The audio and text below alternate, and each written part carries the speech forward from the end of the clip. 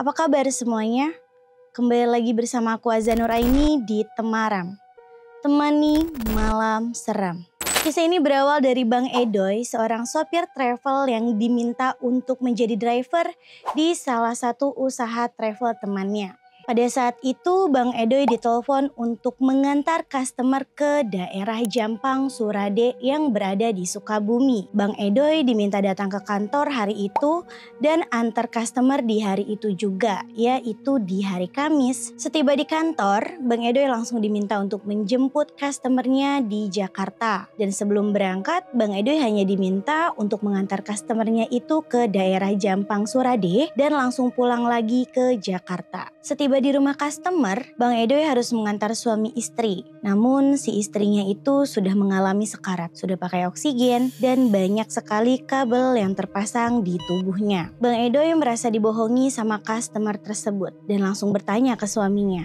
Kenapa dia bohong kalau dia mesen travelnya untuk membawa orang sakit? Karena kan seharusnya bapak itu mesennya ambulan, bukan travel. Tapi si bapak menjawab kalau pakai ambulan itu harganya mahal banget. Jadi bapaknya gak sanggup untuk membayar ambulan. Dengan rasa kasihan melihat ibunya dengan kondisi seperti itu, Bang Edoy pun mengantarkan si bapak dan si ibu ke Jampang Surade. Tanpa konfirmasi lagi ke kantor kalau yang dibawa itu orang sakit. Karena yang ada di pikiran Bang Edoy, si ibu ini mau dirawat di kampung halamannya kali. Setelah membantu si ibu masuk ke mobil, ada hal yang mengganjal dari si bapak.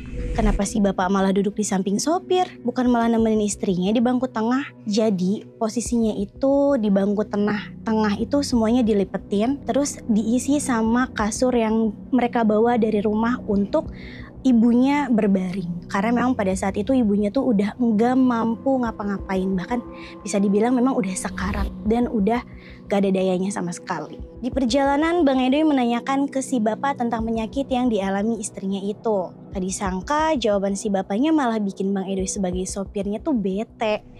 Udahlah mas, jangan banyak tanya, cuma sakit karena udah tua aja. Bete sepanjang jalan, karena niat Bang Edoy hanya ingin ada teman bicara aja sedang membawa mobil supaya tidak mengantuk. Di perjalanan, tepatnya di tol Jagorawi di kilometer 29, Bang Edoy mengalami kerusakan pada mesin, yaitu radiatornya overheat sampai-sampai mengakibatkan remnya itu keras. Bang Edoy berinisiatif untuk berhenti sejenak untuk menunggu mesinnya adem dulu. Namun Bang Edoy juga merasa panik jika berhenti terlalu lama di jalan tol, takutnya ada polisi tol ataupun jasa marga yang menghampirinya. Karena yang dibawa Bang Edoy ini orang sakit. Tidak lama dari situ si ibu ini teriak histeris. Bang Edoy kaget karena si ibu teriak. Dan si bapak malah ngegebrak bangku dan malah menyuruh ibunya diam. Gak masuk di akal. Orang sekarat bisa mengeluarkan suara sekencang itu dengan nada yang sangat-sangat histeris. Logikanya menurut Abang Edoy, orang sakit sekarat pakai selang dan kabel di tubuh itu kok bisa teriak sekencang itu? Tidak lama dari itu ban mobil travel pecah di bagian belakang sebelah kiri dan mengakibatkan mobil guncang dan si ibu sampai berpindah posisi akibat banting setir Bang Edoy. Setelah berhenti Bang Edoy keluar dan si bapak malah bertanya ke Bang Edoy, mau ngapain? Kata bapaknya gitu. Ya Bang Edoy kesel dong karena kan udah istri lu pindah posisi, ban belakang bocor ibaratnya gitu. Tapi dia nanya mau ngapain? Bang Edoy jawab dengan nada yang sangat kesal. Ya saya mau ngebantuin si ibu. Tanpa pikir panjang, Bang Edoy gak mikirin ban pecah, hanya memikirkan keselamatan si ibu.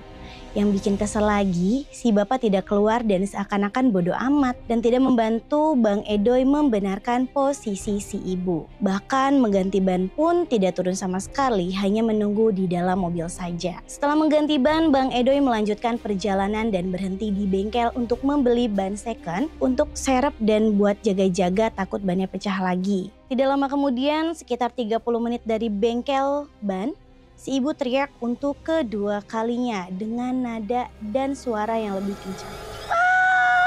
Mungkin kurang lebih kayak gitu karena ini Katanya histeris banget. Bang Edoy merasa sebodoh aja karena si bapak pun emang gak peduli istrinya kayak gitu. Tetapi dalam hati Bang Edoy, si ibu teriak seperti ini kayak ada yang mau disampaikan nih. Posisi waktu itu udah malam. Tidak lama setelah teriakan kedua, si bapak minta berhenti di pinggir jalan. Tepatnya di daerah Tanjatan Cikidang. Bang Edoy pun berhenti dan membuang air kecil. Sementara si bapak itu terlihat sedang menggali tanah menggunakan tangan dan juga batang pohon untuk mengubur sesuatu. Kira-kira apa ya yang dikubur si bapak? Entah apapun itu yang dia kubur, Bang Edoy hanya melihat si bapak menguntal-nguntal tali putih dan dimasukkan ke dalam jaketnya. Setelah melanjutkan perjalanan, Bang Edoy hanya fokus pada jalur Cikidang. Karena memang jalur Cikidang itu terkenal akan sepi dan juga rawan kecelakaan. Karena jalannya terlalu tajam, tanjakan dan turunan. Bang Edoy fokus si bapak malah ngomong sendiri sambil nengok ke belakang. Nah, udah gak ada. Siapa yang gak merinding? Tiba-tiba bapak udah gak ada. Bang Edoy memperjelas maksudnya apa pak? Nanya nih Bang Edoy ke bapak. Si bapak menjawab, istri saya sudah meninggal dunia. Innalillahi wa inna ilaihi roji'un. Bang Edoy panik dong. Karena posisinya malam hari di tengah hutan sawit dapat kabar si ibu telah meninggal dunia. Bang Edoy berhenti untuk memastikan keadaan ibu. Dan benar. Si ibu telah meninggal dunia. Teganya si suami itu malah mencabut selang dan kabel yang ada di tubuh si istri layaknya mencabut kabel jack. Sakit banget. Kita aja yang sehat ketarik kenceng tuh sakit banget. Apalagi mayit yang konon katanya baru beberapa detik ditarik nyawanya. Kalau kesenggol apapun, sekecil apapun kena senggolan tuh rasa sakitnya bener-bener sakit banget. Ini nyabut kabel yang udah terpasang di tubuhnya seenaknya. Bener-bener gak punya hati. Mungkin karena apa ya?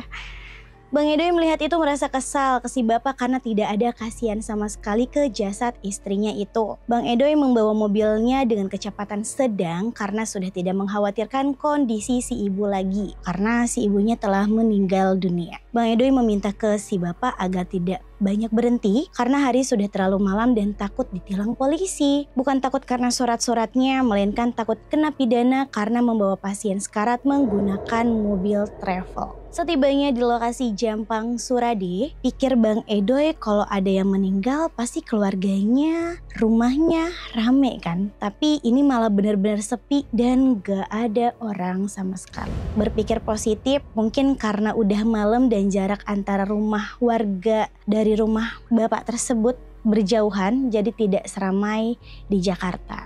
Saat mau parkir mobil di bagian pintu depan rumah, si bapak malah melarang Bang Edoy untuk parkir di situ. Malah menyuruhnya untuk parkir di pintu belakang.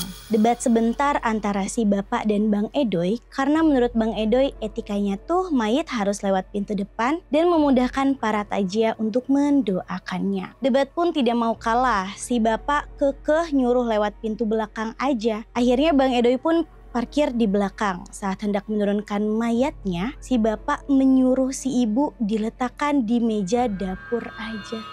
Ini benar-benar gak ada etikanya. Mana ada sih mayit yang udah benar-benar tidak bernyawa yang harusnya kita urusi malah ditaruh di atas meja dapur yang posisinya itu tuh bener-bener berantakan banget, kayak ada ulekan segala macem. Gak masuk di akal sama sekali. Karena digotong sendiri pun Bang Edoy sanggup karena si ibu bener-bener kurus banget. Tapi tetap gak boleh sama si bapak. Mirisnya di meja itu ada banyak peralatan masak macam cobek, kuali dan bumbu-bumbu dapur lainnya yang sangat berserakan. Setelah meletakkan di meja tersebut, datang seorang bapak-bapak memakai sarung dan baju alma mater hitam. Nampak akrab sekali suami si ibu ini dengan bapak-bapak tersebut. Bang Edoy langsung disuruh pulang dan dikasih uang tip dari si bapak. Yang bikin herannya, si bapak tidak ada rasa sedih sama sekali. Malah terdengar suara tertawa terbahak-bahak. Padahal kan istrinya meninggal. Niat hati Bang Edoy ini ingin melanjutkan perjalanan pulang setelah azan subuh aja. Tapi tidak diperbolehkan sama si bapak. Dengan kesal hati, Bang Edoy pun langsung berangkat lagi. Karena mungkin setelah itu kita tidak tahu apa yang dilakukan si bapak dan temannya terhadap mayit istrinya itu. Entah ada ritual atau hal apapun, kita tidak ada yang tahu. Di sepanjang perjalanan, Bang Edoy sering menemukan hal aneh, seperti bau amis yang sering tercium aromanya. Bahkan jendela tersebut sampai dibuka semua sama Bang Edoy, dan kaca yang di depan untuk melihat bagian tengah pun ia keatasin agar tidak terlihat daerah tengah dan belakang. Di tengah perjalanan, Bang Edoy merasa ngantuk. Lalu ia berhenti di sebuah warung yang sering didatangi oleh supir-supir lainnya untuk beristirahat dan juga minum kopi. Ketika berhenti, langsunglah memesan segelas kopi. Setelah memesan kopi, si bapak warung langsung pergi menghampiri mobil dan tidak lama langsung menyajikan pesanan Bang Edoy. Yang mengherankan, si bapak warung menyediakan kopi dan juga teh hangat. Karena Bang Edoy tidak merasa memesan teh, Bang Edoy bertanya, "Pak, saya nggak mesen teh, cuma kopi aja," katanya gitu. Dan jawaban si bapak mengagetkan. "Bukan buat bapak, tapi buat ibu yang ada di dalam mobil." Wow. Merinding seluruh badan Bang Edoy. Karena di dalam mobil itu hanya ada dia seorang diri. Si bapak ngotot ke Bang Edoy. "Kalau nggak ada orang, kenapa saya dipanggil seorang perempuan yang ada dalam mobil bapak?" Bang Edoy pun langsung mengajak bapak warung untuk melihat isi mobil Bang Edoy. Dan sangat mengejutkan, ternyata memang di dalam mobil itu tidak ada siapa-siapa. Hanya Bang Edoy saja. Jadi siapa yang mesen teh di dalam mobil? Bang Edoy ditanya sama bapak warung itu sebenarnya apa sih yang terjadi, sampai akhirnya si bapak warung tersebut mengira bahwa yang dikubur itu adalah tumbal dan istrinya itu sebagai tumbalnya. Bang Edoy diminta untuk balik lagi ke tempat si bapak mengubur itu, namun Bang Edoy tidak mau karena ia sudah capek dan juga lelah. Si bapak warung mendoakan Bang Edoy agar selamat sampai rumahnya. Setiap perjalanan pulang pun berulang kali mencium aroma bau amis. Setibanya di kantor, keesokannya Bang Edoy bercerita ke teman-teman kantornya. Dan ternyata salah satu teman kantornya ini ada yang kenal dengan si bapak customer yang kemarin. Temannya bilang kalau si bapak ini adalah pedagang soto di pasar yang warungnya itu rame banget yang ada di Jakarta. Mungkin ibu ini dijadikan tumbal untuk usaha suaminya karena memang soto ini dijual sangat ramai pembeli. Dan beberapa bulan kemudian Bang Edoy meminta diantar ke warung soto yang dimaksud. Namun warung soto tersebut tutup. Lalu bertanyalah ke warung sebelahnya, kenapa warung sotonya tutup? Ternyata mengagetkan. Jawabannya, "Oh iya, warung soto ini udah tutup sejak beberapa hari yang lalu. Si bapak telah meninggal dunia karena kecelakaan dan masuk jurang. Lantaran istrinya pun telah meninggal terlebih dahulu. Terpaksa deh warung sotonya ditutup." Kagetlah Bang Edoy dan seringkali Bang Edoy lewat ke rumah pertama yang si bapak minta jemput di Jakarta. Dan benar memang rumah itu sudah kosong. Pesan yang dapat diambil dari kisah ini adalah jangan pernah menghalalkan segala cara, apalagi sampai menyimpang ajaran agama untuk kepentingan duniawi. Apalagi sampai merelakan orang tersayang untuk tumbalnya. Oke teman-teman, sekian episode malam ini. Untuk teman-teman yang punya cerita horor menarik, bisa banget langsung aja ditulis di kolom komentar atau langsung aja DM ke si Umang TV di Instagram. Aku Azza Nuraini pamit undur diri, see you, bye-bye.